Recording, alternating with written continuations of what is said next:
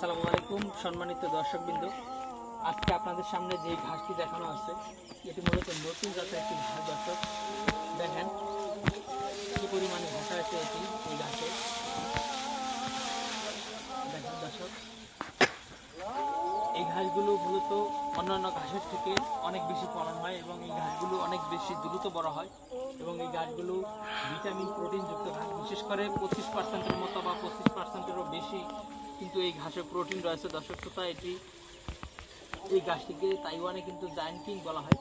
তো দর্শক বন্ধুরা, আমরা মূলত এই গাছটি নতুন লাগিয়েছি। আমরা না, শুধুমাত্র মূলত বাংলাদেশি এই গাছটি নতুন এসেছে। গুয়াতিমালা ঘাসের পরে কিন্তু এই ঘাসগুলো বাংলাদেশে এসেছে। দর্শক, মূলত সে কারণে এই ঘাসগুলো অনেকেই চিনে না বা এর নামও কোনোদিন শুনেনি। তো দর্শক, এটি মূলত 30 দিনে ঘাস কাটা যায় এবং এই ঘাসগুলো আপনার স্মার্ট নেপিয়ার ঘাসের মতো জার হয় এবং জারা ঘাসের থেকে দ্বিগুণ ফলন হয়। দর্শক শ্রোতা, এটি মূলত গাছটি যেহেতু নতুন, তবে গুয়াতিমালা ঘাসটি নিয়ে অনেক বেশি বাংলাদেশে খামারিদের মনে গিয়েছিল যে অনেক বেশি ফলন হয়। তবে গুয়াতিমালা ঘাস আপনার হতে অনেক বেশি সময় লাগে এবং কাটিং জার্মিনেশন কম হয় গুয়াতিমালাতে।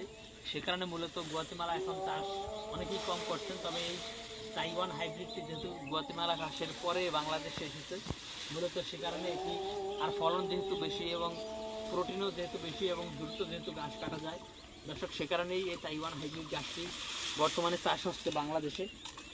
এদিক দিয়ে যদি আমি আপনাদেরকে দেখাই যে কী পরিমাণ ঘাস এখানে হয়েছে, দেখেন দর্শক, এই ঘাসগুলো মূলত অনেক বেশি লম্বা হয় এবং এই ঘাসগুলো অনেক বেশি মোটা হয় এবং খুবই নরম, প্রচুর পরিমাণে মিষ্টি হয়। দর্শক, যারা বা স্মার্ট নেপিয়ার বা অন্যান্য গাছের থেকে অনেক বেশি এই গাছটি মিষ্টি হয়, তাইওয়ান গাছটি।